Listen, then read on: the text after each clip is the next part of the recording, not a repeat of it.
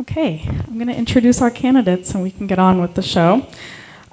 Please welcome our candidates. We have Ahmad Anderson, Claudia Jimenez, Demlis Johnson, Eduardo Martinez, and Mark Wasberg. And our moderators tonight are Richmondside's editor-in-chief, Carrie Hulack, and Richmond Confidential editor, Christine Shivo. I will now hand it over to Carrie. Thank you. Thank you, Annie. Hello, everyone, and thank you for being here this evening, audience and candidates. Before we begin, we ask the candidates and the audience members to respect each other's time and to not interrupt. We also ask that you follow the rules of civil discourse, keeping your tone non-confrontational and your language respectful. We will start out this evening by allowing each candidate 2 minutes to introduce themselves. We'll go in alphabetical order. So Ahmad Anderson, we'll start with you. Good evening, and thank you, Richmondside. Good evening, and thank you, Richmondside, and those stakeholders that are part of this process and community, present and online. Ahmad Anderson, running for mayor. I've been a resident in your city for 66 years. I'm running not based upon the fact that I'm just a resident here, but I'm running because I'm concerned about leadership, integrity, accountability, and making sure that leadership is people-centered focused. I'm running because I've demonstrated that type of leadership in bringing jobs to the city of Richmond, hiring folks from the city of Richmond. I'm concerned also about housing, not just affordable housing, but reasonable housing. And most importantly, a great foundation of public safety, which is not just about staffing, it's about prevention, youth programs, and making sure folks feel safe, respected, and protected in our community. I've been around for some time, involved in economic development leadership, involved in youth services, Youth Service Bureau, working families, Child Care Council, NAACP, Goodwill Interest of the Greater East Bay. But most importantly, I'm your neighbor. I experience the same things you experience no matter where you live in the city. I want you to know that as your next mayor, I'm not only your voice, but as collective voices, our collective actions, it matters. Make sure you know that when I'm up there, you're up there, ensuring that we truly are a city of pride and purpose. Thank you. Thank you. Now, Claudia Jimenez. Buenas noches, gracias por estar aquí. Good evening, and thank you for being here. My name is Claudia Jimenez, City Council in District 6. And I am running because we have a real opportunity to become a city of the future. A green economy, good paying jobs, a housing people can afford, a city with safe streets, walkable neighborhoods, and parks where kids and families can thrive. A city where artists and local business bring life to our downtown here. I believe in a Richmond where people don't just get by, but thrive. That means affordable housing at every income level, union jobs, and bold investment in our future, including modernizing our port for the green economy. This is my vision, and I think it's the vision of many of us. The question is, who can deliver it? Let me share what we had already done to move it forward. We stabilized our finances, got out of predatory loans, and saved millions, and now we can invest more in the services our communities need. We renovated parks across our city, improving lighting, play structures, and gathering spaces. And we have ready to go further, partnering with community organizations like Rising Juntos to transform Nicole Park into a true sport and recreation hub and upgrading parks all over the city. We are fixing sidewalks and making the ADA accessible because dignity and access matter. We invest just in the last minute $6 million in traffic safety to improve our streets to be more safety. So thank you so much, and I will hope to answer questions.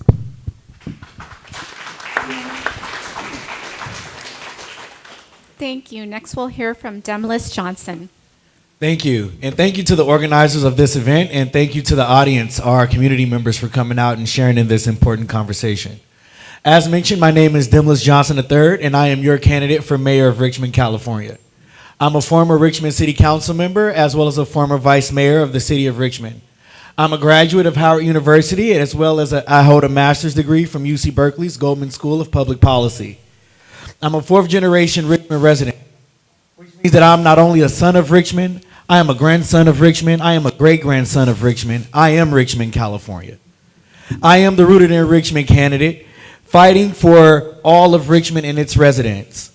My platform is a community-centered and developed platform that includes housing, economic development, public safety at a holistic approach. I think this is back. Thank you. And improving the quality of life for all residents here in the city of Richmond.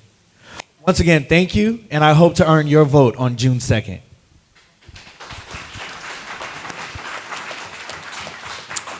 Next up, we'll hear from Eduardo Martinez.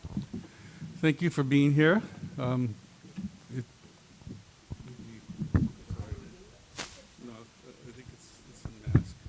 Thank you for being here. Yes, I'm sorry. I'm going to have to wear this when I'm not speaking. But thanks to all of you who put this together, and for those of you who came to participate in this fantastic event of learning who is interested in making sure that our city continues the fantastic work that we've been doing for the past 4 years. I'm the incumbent. I've been mayor for 4 years. Before that, I was city council for 8 years. Before that, I was an elementary school teacher. I taught at Downer Elementary and Sheldon Elementary.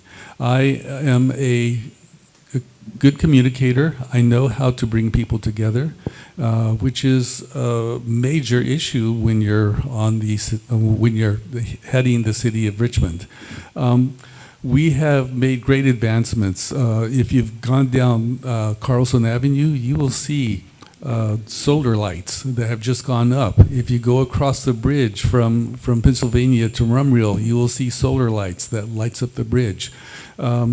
And we have to also thank community members such as Tootie Mayer, who put the lights up on 8th Street from Bogo Park all the way to Ohio. So we are beautifying the city. We're making it much better for pedestrians, for bike riders. We just got an award last night for the Bay Trail. So we're being recognized not only here in the city, but we're being recognized statewide and nationwide. We are the only city that in California that is part of the World War II Historic Society. That is something that happened under my leadership. So I want to make Richmond a destination, and everything that I'm doing is to improve the economy, to improve housing, to improve the day-to-day life of all of us. So being a school teacher, I am interested in parks. I'm interested in recreation. So consider me. Thank you.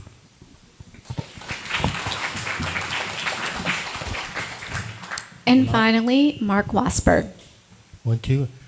Yeah, I was raised in San Pablo, worked in Richmond here all my life, worked in refineries and the factories, worked at Chevron, then became an auto technician for about 15, 20 years. Then I got involved with the violence here in 2004 when all this stuff was coming down. I helped the reverends and ministers, made a documentary about it. I had no plans on running in the first place. But when I found out what Martinez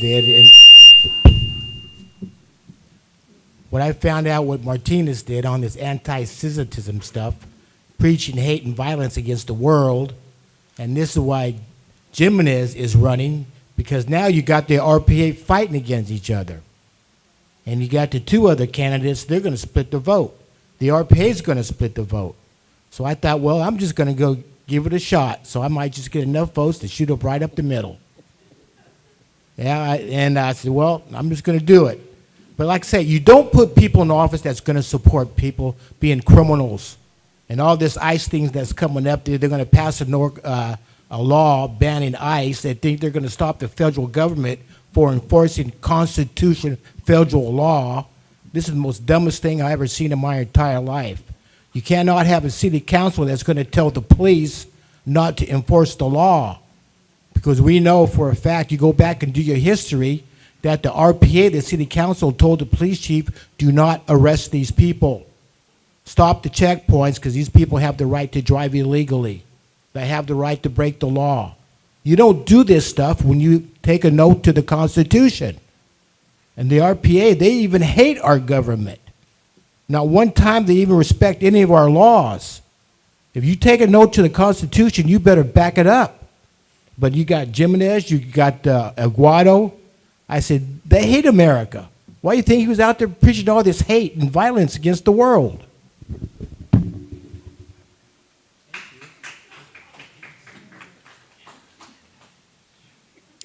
Okay, thank you. Now Christine and I will alternate asking questions. Again, let me remind the candidates, speak at a moderate pace, keep your responses to 1 minute, and pay attention to our lovely timekeeper up front.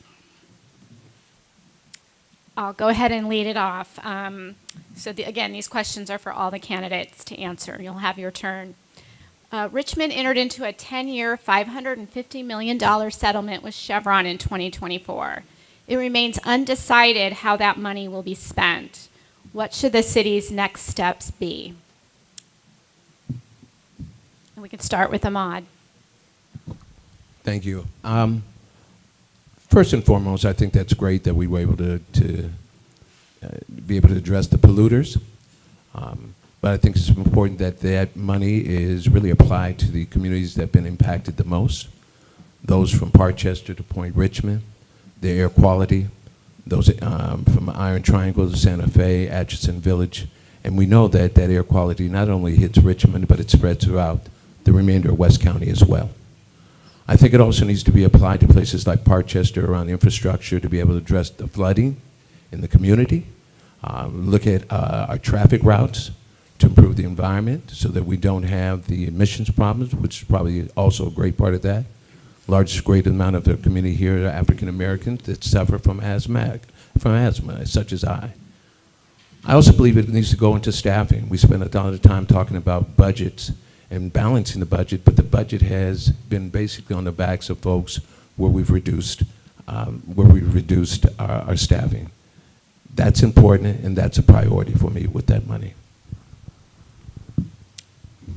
Okay, Claudia. I am proud to say that I was part of the negotiation bringing that money to Richmond. And the $550 million settlement is a once-in-a-generation opportunity. And first of all, it's essential to hear from the community what they would like to see these investment goals.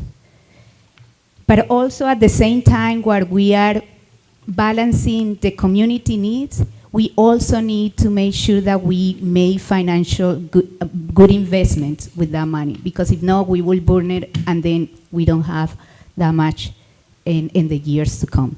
So how we also think about moving away from that dependency of just one industry. Currently Chevron accounts for about a quarter of the general fund. That is not smart if we continue to pretend that we don't need to diversify our economic. But I also think that we need infrastructure, so it's a balance of all these needs to make sure Richmond thrive. Thank you. Go ahead. Yes, $550 million over 10 years. We have the opportunity to address a lot of things, but Seeing as though this money was won on the backs of individuals who are suffering from health disparities, one of the first things we have to do is address those health disparities, or we'll be right back here. That means working with BACMOD and increasing our monitoring of the air quality in those areas, giving our environmental managers some real teeth to help enforce environmental laws here in the city of Richmond to go after our major polluters, as well as providing help for families in those areas that are suffering from health disparities and not enough money to pay for asthma medicine or treatment. We have to be able to make sure that the people who this settlement was argued, the backs who it was argued on and won on, are taken care of first. I have nothing against taking care of debt settlement or infrastructure, but let's be honest about how this money was obtained and take care of those that it was obtained through.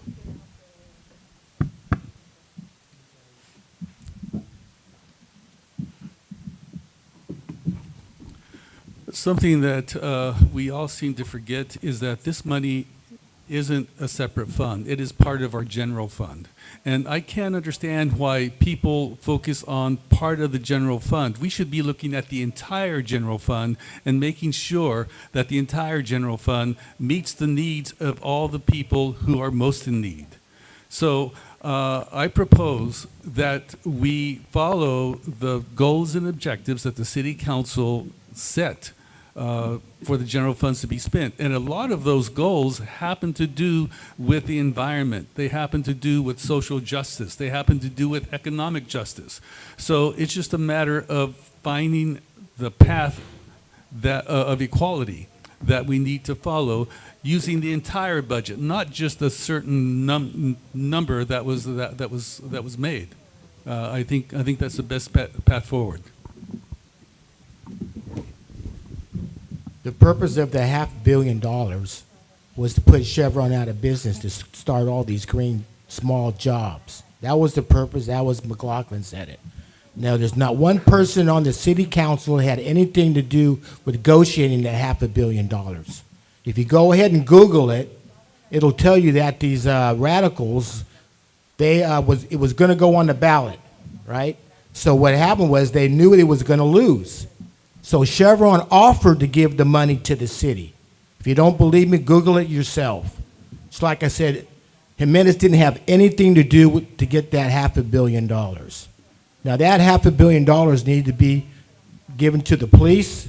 The main purpose of a city council is to make sure public safety and infrastructure. That is the main two purposes of a city council and a city government, to make sure the city is safe. Sure, we could have jobs, we could set up job training programs, we could help the environment, but if you did close down Chevron, it still wouldn't stop the air. Thank you. With this next question, we're going to start with Claudia, work our way down, and end with Ahmad. So the city council has been doing what it can to kind of beef up the sanctuary city laws, but do you think that the city has done enough to protect its undocumented and vulnerable residents? Gracias por esa pregunta. Thank you for that question. I have been leading in the effort to strengthen the sanctuary city policy. When when Trump administration got there the first time, we strengthened that sanctuary policy. But not only that, we allocated $1 million to provide legal services and know your rights to those more vulnerable. And now I am proud to say that we strengthened the sanctuary with I-free zone in terms of getting more tools to not only the police department, but all the staff to now collaborate with ICE, and that ICE can now stage here in the city of Richmond. You ask if this is enough. I don't think it's enough. We are in a process of losing health care, Medicare, and many rights. So I think like we need to not only protect the immigrant community, but all communities that are losing their rights and services. Thank you.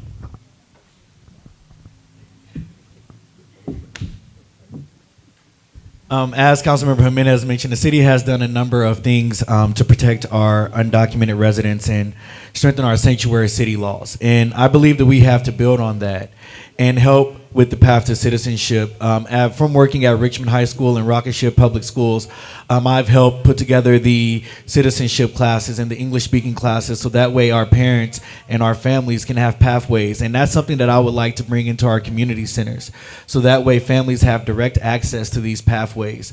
And we will continue to fight and expand our ICE-free zones. Thank you.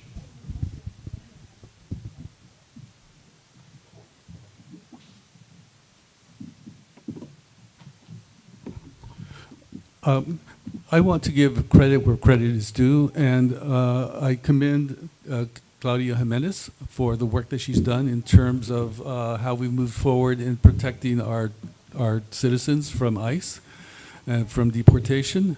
But it takes a team to make this happen. So we've worked together, we've made things happen, and it's not only Latinos who are impacted, it's Nepalese, Tibetans, it's our Muslim brothers who are also impacted. We have a lot of people from the Middle East who are here and who are especially targeted at this time because of the war that our president has created against Iran. So this war not only impacts Iranians, it impacts anyone who appears like a Middle Easterner. So we need to make sure we take care of everyone. Well, under President Trump, there is no sanctuary city. Even Gavin Newsom could not stop ICE, and the city council is not going to stop ICE because they're going to pass an ordinance that they can't even enforce. The Richmond PD says that they're not going to even get involved. You come into my country illegally, you are a convicted felon and you are a criminal and you will be deported. That's the way our federal law works. We are a nation of law. And all these illegal immigrants are coming in there, they get into our government and try to change our laws.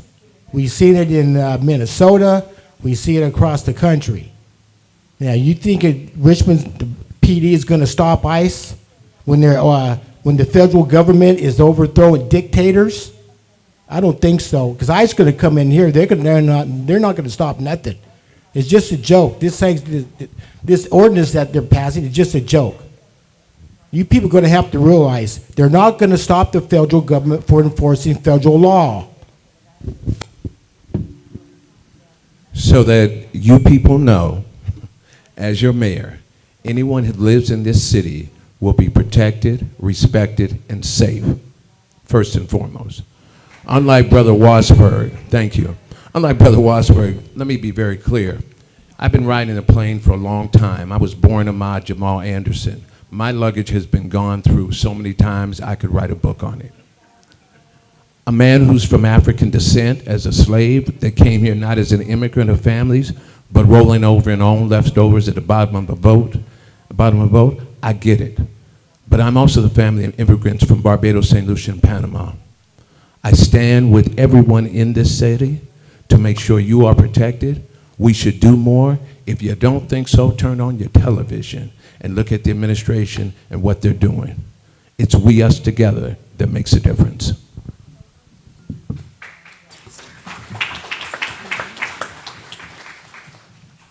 Thank you. While there are a record low number of homicides in Richmond last year, the city's police force and a civil grand jury report say the department is understaffed. Meanwhile, the city in recent years has spent money expanding its alternative policing programs. Is this the right approach? Why or why not? And this time we'll start with Demlis. Well, as mayor, I want to make sure that we have equal investment in both the police department, so that way it's not just minimum staffing, but there's full staff. I always tell people we want the police to work in Richmond just like they do in wealthy communities. If someone is attempting to rob you or harm your person, we want the police to be able to not just show up, but take a report and act on those things. But first, we need somebody to answer the phone. Also, when it comes to investing in ONS, when it comes to investing in our mental health responses, we have to have a holistic approach. I'm not going to sit here and say that we're wrong for doing that. Irma Anderson started ONS. This council has invested heavily in ROC. We can't have the police responding to every single situation. As I mentioned, we should have them focus strictly on those crimes that harms individuals directly, as well as robberies, which we've seen an increase of recently. So to answer your question directly, I think that the correct approach would be to have an equal investment in both approaches. Thank you.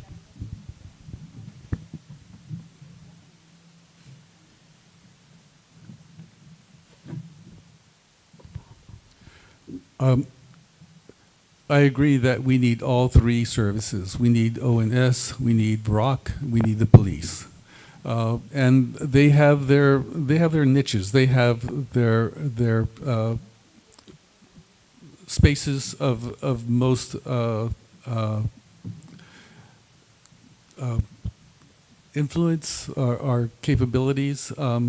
I talked to ROC members, and they solved some issues between neighbors which could not have been done by the police for two reasons. Number one, the police do not have the time to invest in those issues. Number two, it required a lot of innovation, a lot of creativity, and a lot of compassion. I'm not saying police don't have that, but I am saying police don't have the time to express it in a way that's understandable. It was the city, hello? It was the city council that defunded the police in 2020 when the BLM rioting was burning down America. So they ended up deciding, well, we don't need the police, so we're going to get rid of the police. So they defunded the police. They came up with this ROC stuff. They haven't solved anything. Because every time there's a 911 call, the police have to come. Half the time, they don't even show up because they don't have the people to do it. See, this is why you have no police, is because of the city council did it. And on the low homicide rate, about 99.9% of the homicides was inside the Iron Triangle, North Richmond, and the South Side, in the black community. That's where it was all at. And the reason why they're low, because they just killed each other out. I was there, people. You can't tell me. I was there for 6 years filming these homicides, being with all the activists. I was in the streets. I was with the cops. I was with the gangsters. I was there, people. And this is why you have a low homicide rate.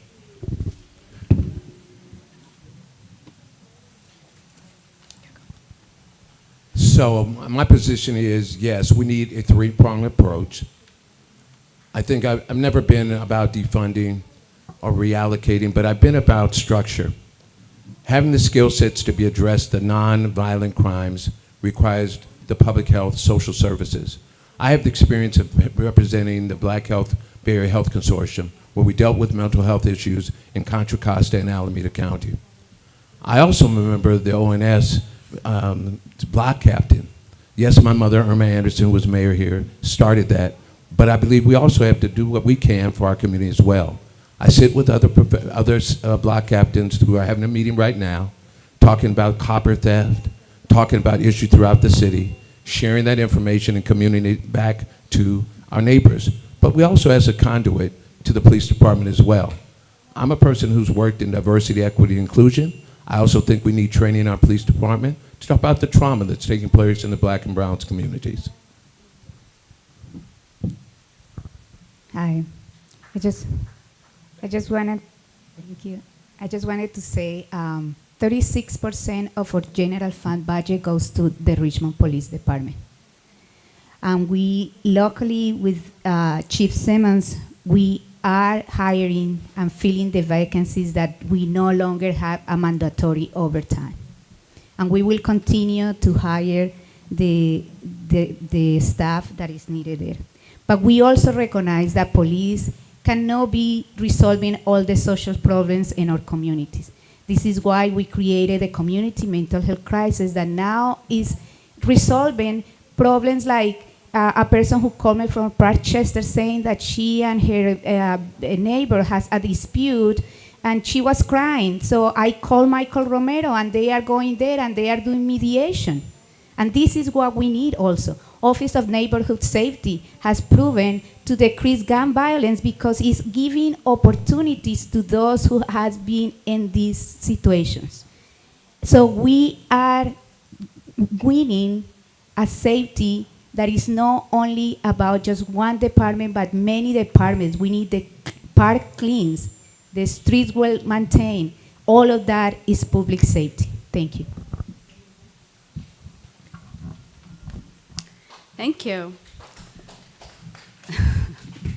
So we solicited questions from readers, and we want to thank all of you who submitted one because we received many, many more than we can actually ask tonight. But we did select some that we thought were the most relevant and representative. So with this next question, which comes from readers, we're going to start with Eduardo, and we're going to end with Demlis. As mentioned, Chevron's tax revenue is about a quarter of the city's general fund. Many residents are eager to see Richmond plan for a just transition away from a fossil fuel dependent economy.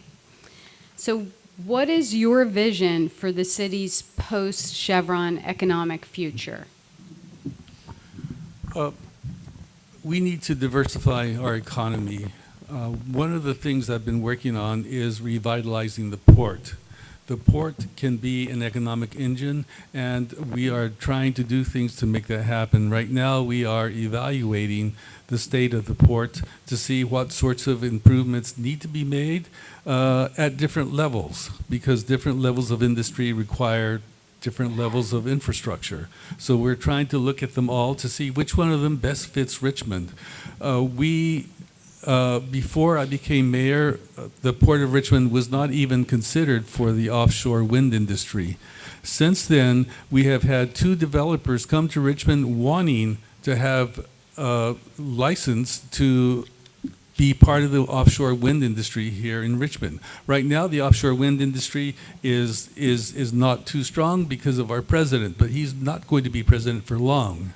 When we get a new president, we will move forward in terms of offshore wind. You lose Chevron, you're going to lose the city of Richmond. Now, they got some dumb idea that they're going to create all these green jobs that's going to take the place of Chevron. It's not going to work. You show me one green job that you can make $90,000 a year. Work all the overtime you want. You show me one green job that's going to do this. Show me one small job. When I was working at Chevron, I was making $1,400 a week, all the overtime I wanted. And they got some dumb idea that they're going to create all this green stuff. The port is not going to be able to hold up the city. These small jobs are not going to be able to put enough revenue into the city. It's going to take small, medium, multi-billion-dollar companies to pay into the system. And you got all these activists coming up here. They want to close down Chevron. You get rid of fossil fuels, the economy is going to totally collapse. Look what happened to Martinez. They closed down a refinery. Now the county is hurting for money. They lost about 30% of their taxes. Where the money's going to come from then, huh? Yeah, as an HR professional, workforce development professional for over 30 years, having worked as a workforce development supervisor of the East Bay for UPS, we've electrified that. I was on the Council of Industries when they came along here. I hired folks in those areas. I also believe that we have an opportunity at Hilltop, an opportunity to build an East Bay Skills Center, which talks about for our health care, for our nurses program, Contra Costa County. It talks about also logistics in that perspective, the trades, as well as the technology. Developing a workforce along with safety in our community where companies feel comfortable bringing their businesses here to be able to support the residents and the region as well. In addition to that, we should be working to really not only educate folks about what we're doing here in Richmond, but also looking to impress the importance of reducing emissions by electrifying our port, working with maritime as well. It's a combination of things, not just one thing. The mayor said we're just starting. He's been there for 12 years. The party is started without you.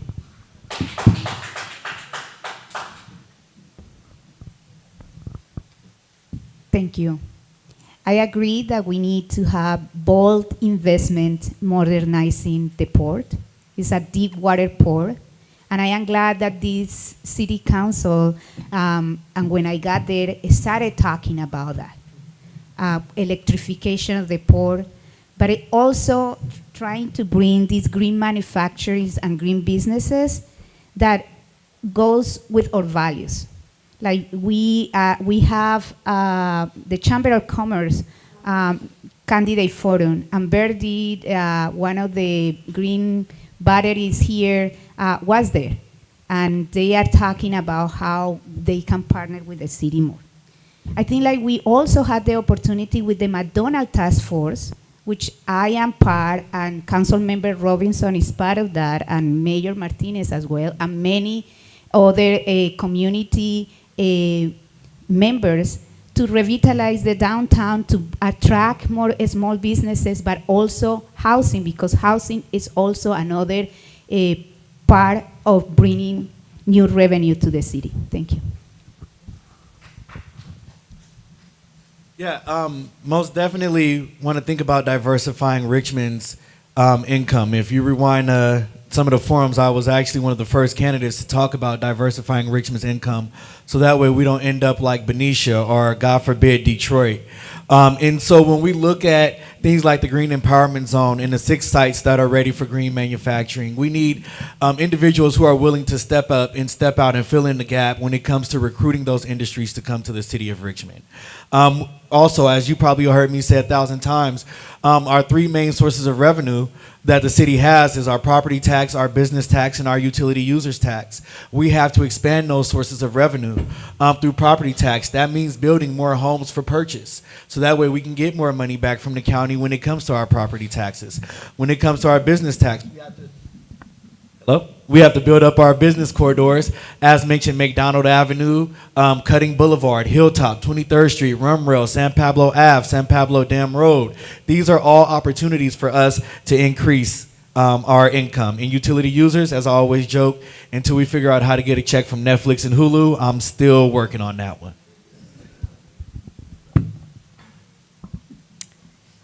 Okay, this is from another reader. They said they pay $14,000 a year in property tax, and yet streets are damaged and potholed, parks are far and few between and old, they don't feel safe in all neighborhoods, and there aren't things to do in the city. What are your plans to improve the value of services we expect and pay for?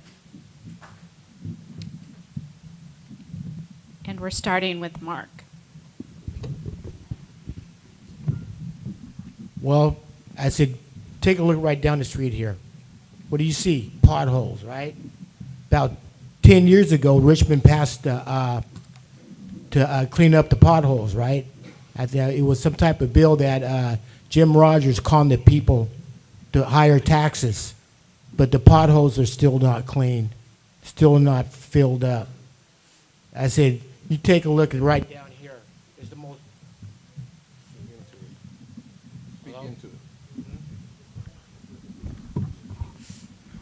Hello? You look at downtown Richmond right now, it's look like a third world country. After the 1968 riot, that was done. Downtown Richmond was done. That's why they built the Hilltop Mall. It's because of the city council there's nothing to do. It's because of the city council you got potholes. It's because of the city council you have no police. The city council, people come up to the city council and complain that they are not safe. It's because of the city council has been doing this. All they want to do is go ahead and it's all about them. It's not about you people. Just take a look around the streets. It's a disaster. It's a scam. They're not going to do nothing for you people. Just look around. For those of us who have lived in this city as long as I have, or even some of you recently, I've been here since 1960, but really awake 67 to understand what it looked like. We've had great parks. We've had clean streets. But I've lived on the south side most of that time. What has been described about potholes, blight, lack of beautification, even the mayor said, on certain streets he mentioned, even his neighborhood, they have those type of lighting. We haven't had that in the South Side. We need a comprehensive program to talk about what it looks like, what are the hot bread and butter issues that are taking place today. Meet with each district, talk about what their priorities are, do an overlay, and talk about, do we actually have the staff to do it? It's my understanding we just had another member of our Public Works Department leave. We do not staff appropriately across our organization, our business, to take care of the business. It's not just saying those things or being the mayor. It's taking care of people in your charge. We fail to do that no matter what zip code you're in. Ask the people in the marina about lighting landscape. It's the same study about cutting boulevard that are weeds are taller than most of your young children. When I got to the city, the year before, there was a $19 million in deficit. Hiring freeze a lot. So I focused on having a better financial situation in the city. Now we had that. So now what we had done for that, we focus on public works. We are hiring more staff. So before we had just one crew to trim all the trees. Now we had 3 crews. We improved, we brought more people to maintain the parks all over the city. We went from $4 million to $10 million in pavement every year. So you are going to start seeing that in the years to come. We just this last year, we approved $6 million into a program that I and Council Member Robinson created, which is the street calming program. $6 million that is going to be there to make our streets safety. And we had done that. We right now have 20% in savings in the city. Before we have only 12%. So this is what we have been doing. Yeah, $14,000 in property taxes. That's why in my previous answer I did not mention increasing property taxes. The school district has already done a number there. When it comes to improving services that people pay for, that's why when I was on the council, I authored the Reparations, Equity, and Inclusion Package. And in addition to addressing some of the social issues that communities of color and other communities have faced throughout the history of the city of Richmond, it was also to address some of the infrastructure disparities that each communities have also faced as well. This helped lay the groundwork for the policy changes for some of the things that we are seeing today here in the city of Richmond. Also, want to continue to fill those vacancies that are taking place throughout the city and hold employees accountable. As someone who works from home and have the opportunity to drive through the city during the day, I shouldn't see employees at home in the middle of the day. We want to make sure that employees are working and that individuals are filling their obligations, their contractual obligations to the city of Richmond.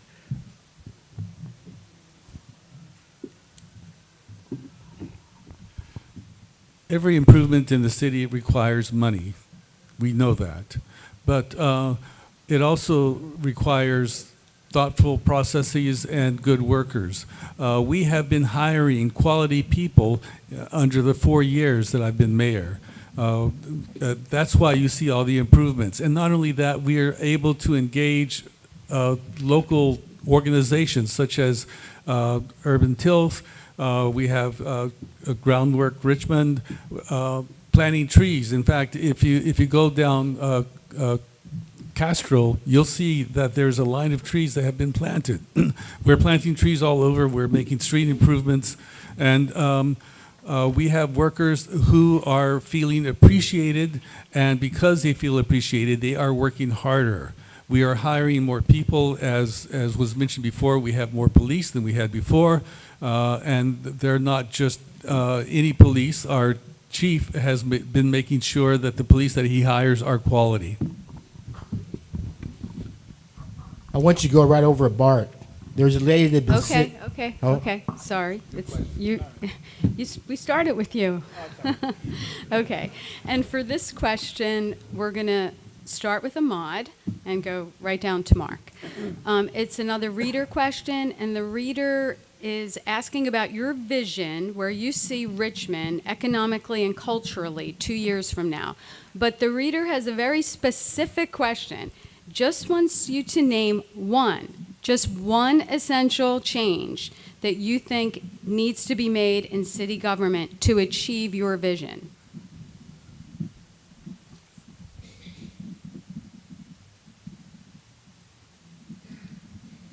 The number one focus of my vision is a public health issue. Not feeling safe in your community does not lead to being able to provide economic development, which leads to workforce development. We don't just need jobs. We need quality opportunities for careers, for working families to provide benefits. When you do that as well, such as AI coming here to our city, at some point you need to provide housing. Housing that's not just affordable, but reasonable. In addition to that, housing for our workforce, for our teachers, and for our nurses in the community. That is a plan. That is my vision. That is solid if you have the innovation and creativity and leadership to step up and step in and talk about not doing tactical things during election season, but putting together a strategy that is transparent, accountable, and you can come back and say what it looks like and what you've done. Accomplishments are not just achievements, they're delivering on the promise.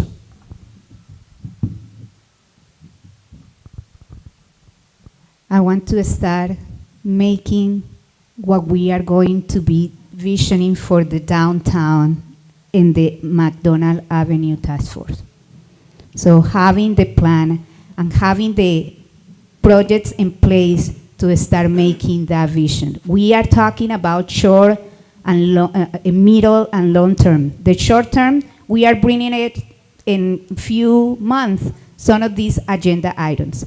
So in 2 years, we will have more of that vision coming through, supporting the small businesses here, and having to start the process for housing developments. And for that, we need to strengthen our staffing in housing, because we had just 1 or 2 people in the staff for housing. We need to have a real housing department that can take that vision and move it forward. Thank you. My vision for Richmond's economic and cultural short 2-year goal is really Sankofa, bringing what's good from the past into the present for a benevolent future, and really focused on Richmond 2050, setting us up for Richmond 2050. Your next mayor is going to have to lead us through our general plan, and that general plan is where we put into place the policies that talk about the housing, the business, and the infrastructure that we're going to have moving forward. And in order to achieve those things, we need change at the top. And that's why I'm running, to make sure that we have the proper leadership to direct us through that. So as we prepare for Richmond 2050, the city that our grandkids, the city that our great-grandkids are going to live in, I want to make sure that we are having real, robust conversations about what we're doing presently and the policies that are going to impact them in the future.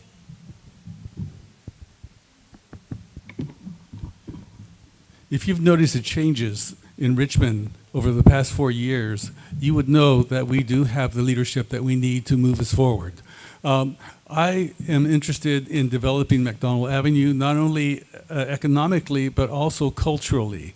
We have the Renaissance, which is looking at making McDonald Avenue 23rd a cultural spot for music, the arts, and I also want to pass a vacancy property tax, which will entice vacant property owners to improve their properties, and these taxes I envision to be used as a carrot or funds to help those property owners to improve their properties. So it will be a win-win not only for the city of Richmond but also for the property owners. So my vision is getting rid of the government we have right now in the city. The RPA, they got to go. For the last 20 years, they've been supporting people being criminals, passing law for people being criminals, till the police don't enforce the law, Sure, they talk about how they're going to make Richmond great again. They're going to have trees and bike paths and all this other stuff. I said, you look at the homeless people, they're everywhere. They're urinating, they're crapping all around the city, even at City Hall. Go to City Hall. You see the city council doing anything? No. Every time the police try to enforce the law, they tell them to stop. They want to make Richmond a homeless catman. They got Motel 6. They got the other catman over there across the street from Grip. They want all these homeless people coming in. They want all these illegal immigrants to stay here. I said, my vision is have a new government that's going to respect our constitutional laws and stop all this nonsense with all this crime and homelessness that's in our city.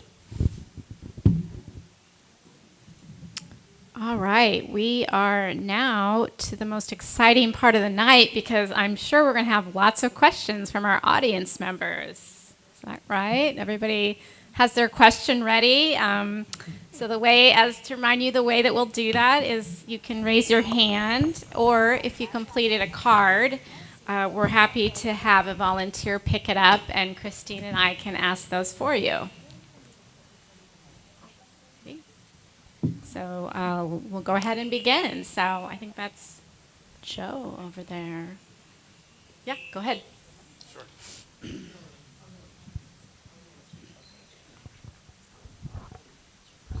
Hi, this is a question about housing. As you know, the AstraZeneca site has been suggested for housing. Who among you support building housing there without cleaning it up to residential standards?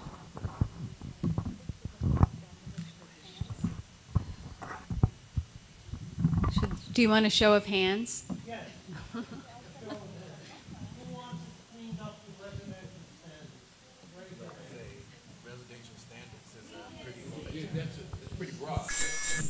Do you want to ask your question again? I'm sorry.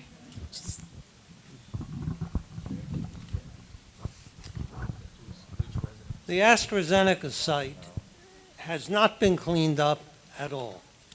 It was originally supposed to be cleaned to residential standards. That has been downgraded. So at present, you will be housing people on a toxic waste dump where they cannot plant a tree or let their children play on the ground. Who among you supports this present non-residential standard cleanup of the AstraZeneca site? Okay. Who approves the cleanup as proposed of the AstraZeneca site? Please raise your hand. I see no hands.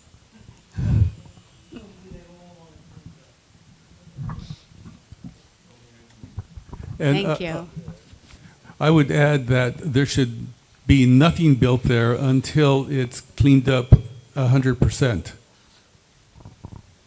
I will say also that they were in the city council a high cleanup, but then it was downgraded. And downgraded in a way that in the first floor, there is nothing that can be built. So we cannot be saying that we are going for the higher standard when in the city council, you approved that. I wasn't there, but other council members here were there. And we cannot allow to build houses when they said that in the first floor, nothing can be built. Nothing can be built. So we need, and this is a super fun site. So we need to make sure that if it's clean at the higher standard where we feel safe to build on the first floor, and if not, we should not be building in that site, period. So, transparency, in 2020 when I ran for city council, I was approached by some folks for some consulting to develop in that area. I was approached after, as Claudia said, the city council had voted to approve the development there. As she mentioned, there's one person sitting here that was part of that voted for that. When I became chair of the Economic Development Commission and I learned more, I recognized that that place should never be built on ever in life. Ever in life. I'm now active with Janet Johnson, the Shoreline Alliance. I've done tours with her. I've spoken on behalf. I've worked with her with the Richmond Connect Foundation to find additional funding to ensure that we take care of our properties, that we make sure that environmental justice is done. And to be clear, in that community, I grew up in that community. I used to play on those hills when it was not to be pros and cops and robbers in that area. And so I'm firmly against it, and I don't think it will ever be cleaned up. The question is, who downgraded it? Did the state? Well, actually, he doesn't have no power anyway. I mean, if the state downgraded it, okay, they're going to build. If not, don't build. All right. DTSC recently did a report that it was low. The standards had improved slightly, and that was done 2 weeks ago. Let's stay in order. Let's give everyone a chance here. Gotcha. No worries. I was going to say, when I was on the council, is the interpreter ready? All right. When I was on the council, yes, I did vote to improve this, to move forward with the site, because the same organization that was just mentioned had given us the recommendation to move forward with it. It's quite funny that now the same organization is being quoted and like being referenced as this enigma on the board. This was something that we most definitely thought about in depth, because across from that site sits Crescent Park, which is a predominantly African-American low-income community. And no one can tell me what would happen to the dust that was flying from that site into Crescent Park. Correct. And no one to this day still can tell me that. So if you're gonna reference me or any vote that I made, say the whole story. Let's not be scary in front of the people. Let's tell the whole truth and nothing but.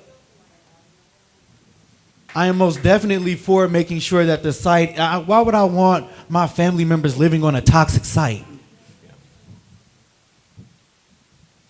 Thank you. Thank you, sir. Okay, I have a question card I can go to next. What, from the audience here right now, what can be done to address the camping and dumping along the Loney Greenway from San Pablo to Carlson? We can start with Claudia. Can you repeat the question, please? Sure. This question is about the problem with camping, I'm guessing unhoused folks, and dumping along the Loney Greenway from San Pablo to Carlson. Yeah. So I recognize this is a problem, and we have been working on that.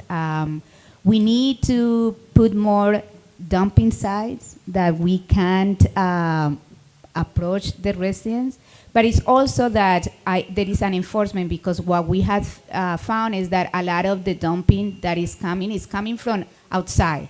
So we need to have an enforcement there.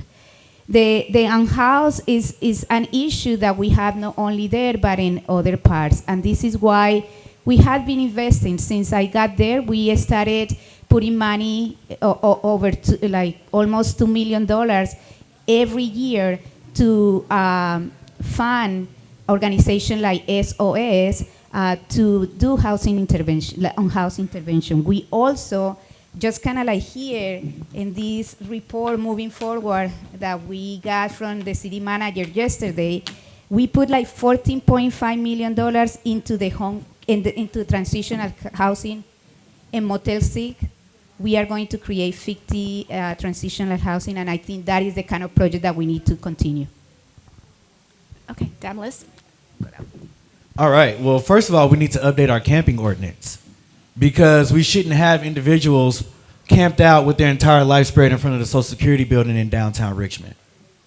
As we increase the number of beds, we need to make sure that those beds are occupied. We need to make sure that individuals are not exposing themselves to our children as they walk to and from school during the day.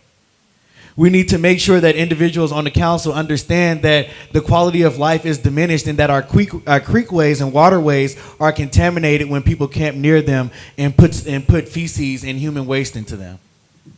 Now, I know Councilmember Dr. Jamila Brown brought forth a proposal to update our camping ordinance, but Councilmember Jimenez and Mayor Martinez refused to move forward with it. I'm not sure why. Maybe they can explain that here tonight. But you don't have a right to camp on the street. You don't have a right to bring down the quality of life for all residents. We will make sure that you have a bed, and we will make sure that you are removed with dignity, but we will not allow you to sleep on the street, defecate in our waterways, and expose yourself to our children.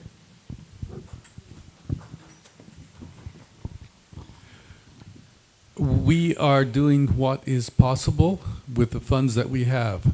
The places that Mr. Wasberg referred to, one of them across the street from GRIP is for young people. It is tiny homes for young people who have been displaced.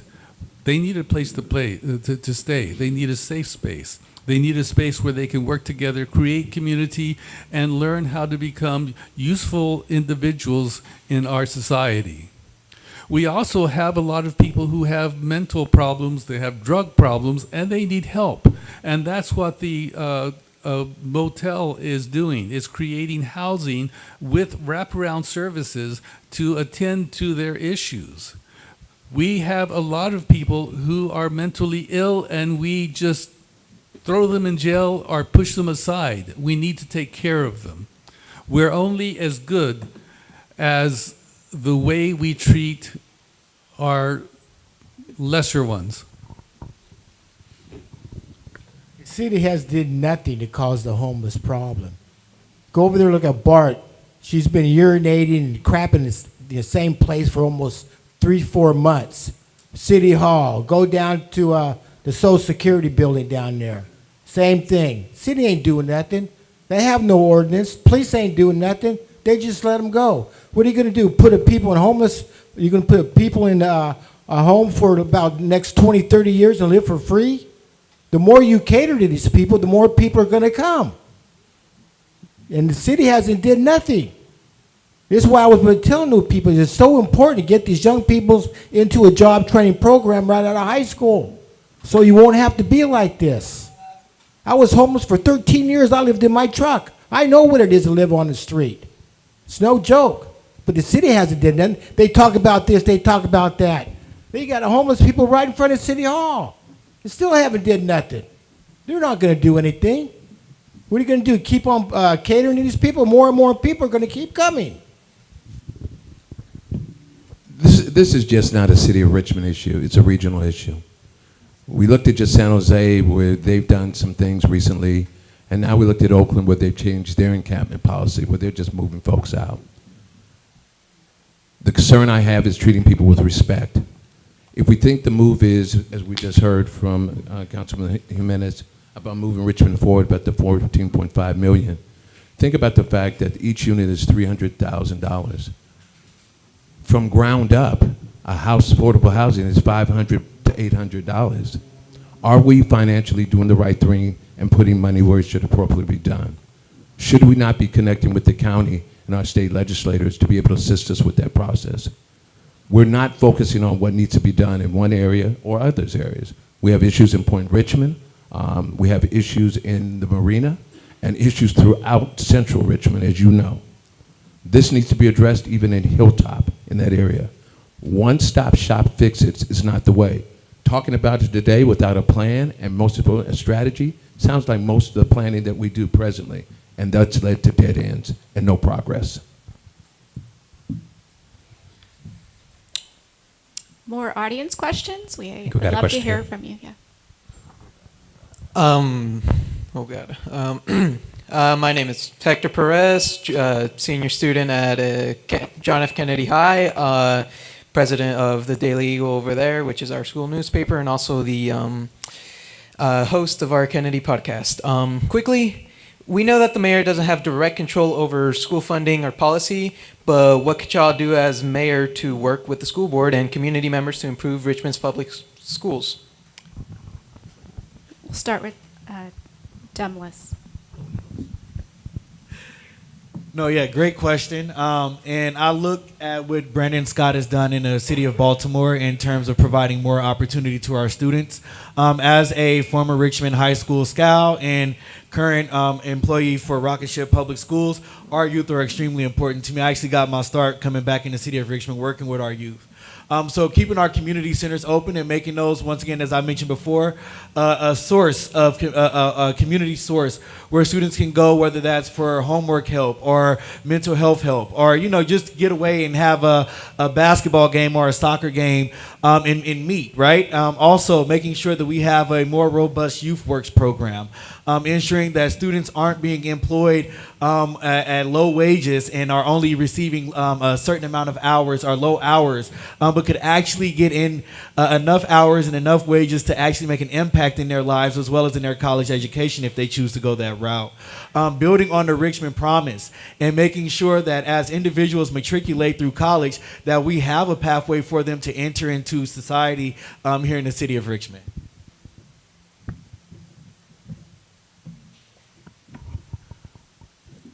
As a elementary school teacher, I advocated for community schools, and Kennedy was actually doing a very good job above all the others. So the building next to the swimming pool was a place where you had mental health, you had daycare for unwed mothers,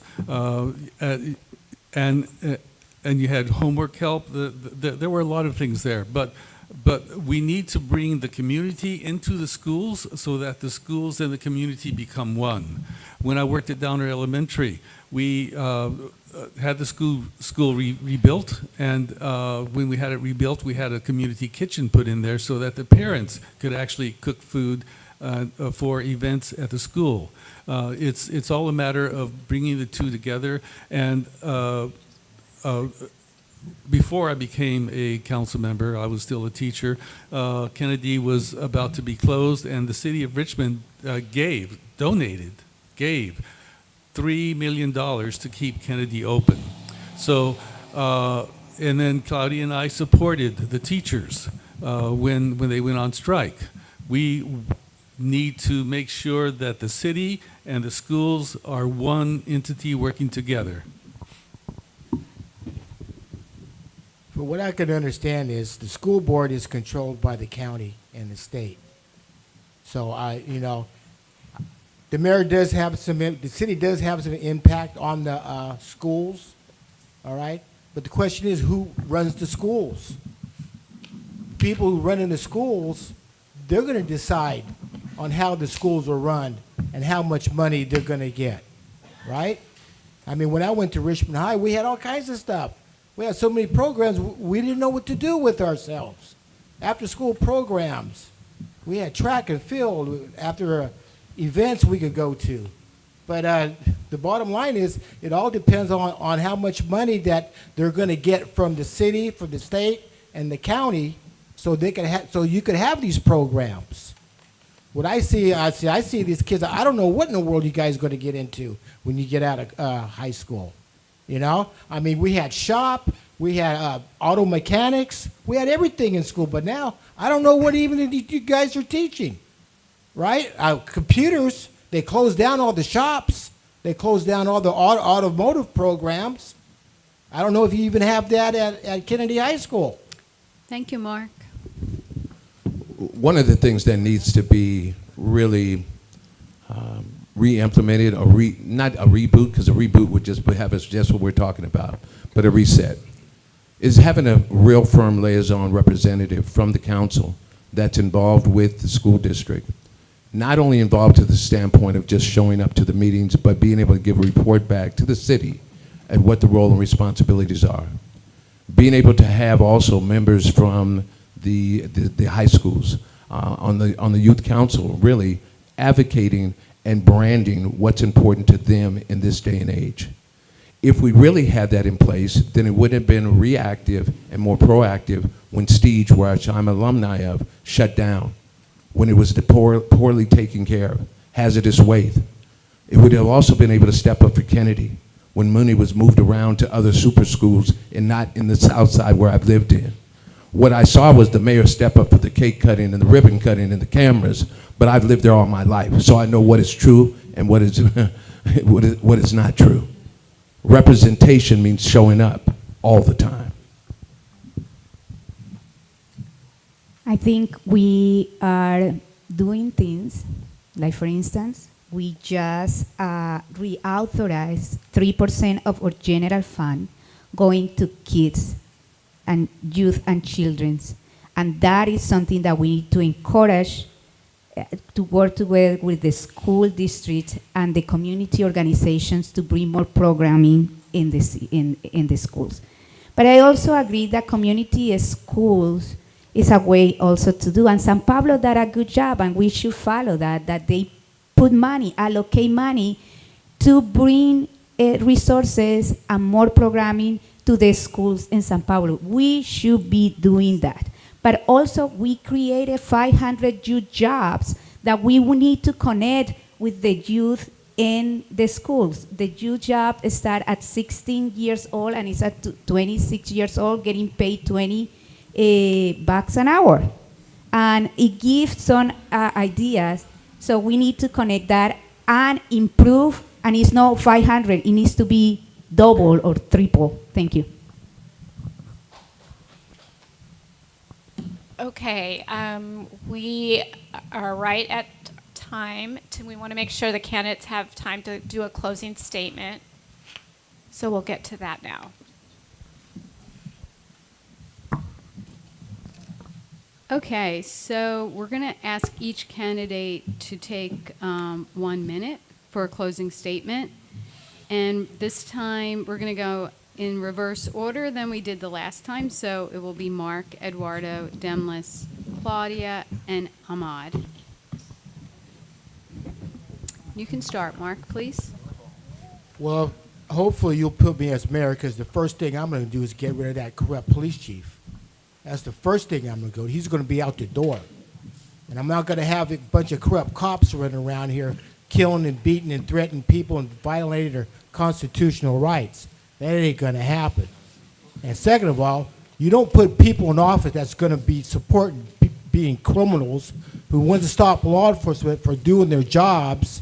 This is what the RPA is doing. This is what the city council is doing. You don't do these things when you're in our government. If you're not going to respect our constitutional law, Anderson, you have no right being in our government. We know time and time again this is what the RPA has done. You don't do these things. You respect all constitutional laws that you took an oath to. If you're not going to respect our constitutional laws, you have no business being in our government. Now, I'm going to say, how in the world do you people could come up here, the city council meeting, and say, we want the RPA, we don't want no police, we want to support illegal immigrants. Our country was not to be like this. So you better learn how to respect our constitutional laws. Thank you, Mark. You want a leader who is humble, respectful, thoughtful. That's me. I own up to my mistakes, and I praise the people around me. We want someone who's positive, someone who can make the city proud, someone who can make everyone feel appreciated. That's me. I am a candidate of the people, not of organizations, but of the people. The reason I'm here is because I've had citizens from all over Richmond say, are you running? Ask, are you running? And when a majority of the people that I run into ask me that, my answer has to be yes. So that's why I'm here, and that's why I hope you'll vote for me. Once again, I'd like to thank the organizers of tonight's forum, and once again, the audience, our neighbors, for coming out and sharing in this conversation with us. As mentioned, my name is Demlis Johnson III, and I'm running to be your mayor of Richmond, California. I'm a former Richmond City Council member and former vice mayor. We talked a little bit about my record here tonight, but I want you to go and I want you to look for yourself. I am the only individual on this panel tonight who, as a council member, has been able to get unanimous decisions on a number of policies. That means I know how to bring individuals together. I know how to work across party lines. I know how to work in communities that don't look like me, but we all come from Richmond, so we all have the same goal in mind. I am your next mayor, and I plan to continue to work on your behalf and fight for the future of this city. Thank you once again for your time. Please feel free to visit me at johnsonforrichmondmayor.com, and I look forward to your vote on June 2nd. Thank you for your time.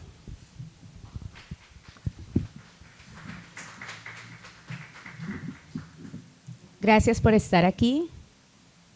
Richmond, this election is about trust and choosing leadership with proven results.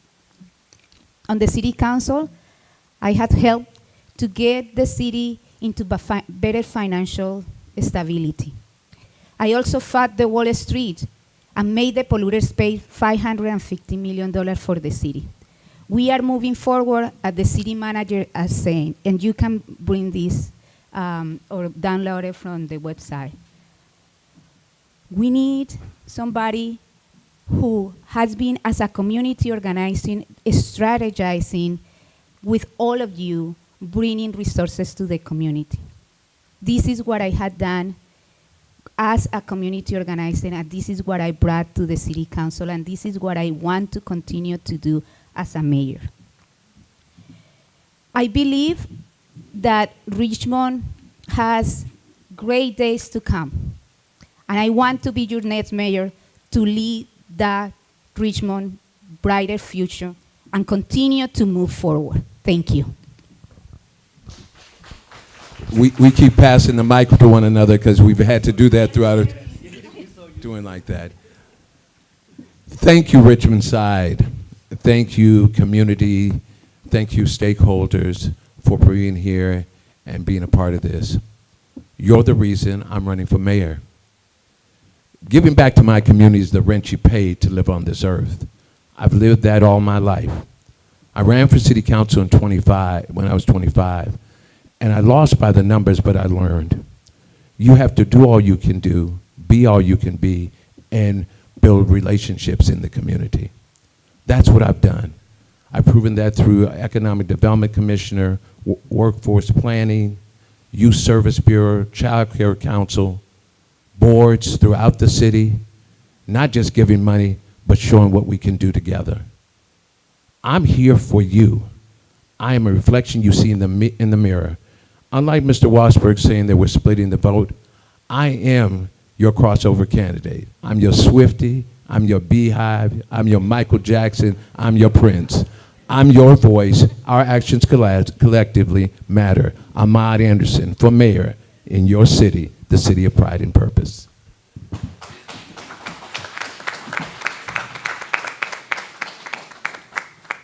Wow. Thank you. Thank you all for coming out. Thank you, candidates. That was fun, right? Okay. Thank all of you for coming out, for choosing this event over the gubernatorial debate. We're honored. We have two more. We want to remind you of that. We have Council District 3 and 4 forums on May 7th and on May 13th. Okay. And you're welcome, and you're encouraged to come back for those. And let's have a round of applause for our awesome interpreters. That's a hard job. Thank you. Don't forget to vote. Oh, yeah, that too. Can we invite you to come back? Picture here? You know to say that. They do what they do. Like, One more question. I know, you were right. You were right. No, you're right. We should have. But I was mindful of that little conversation. And it was Now they have a minute to go up to them. Yeah, true. Hi.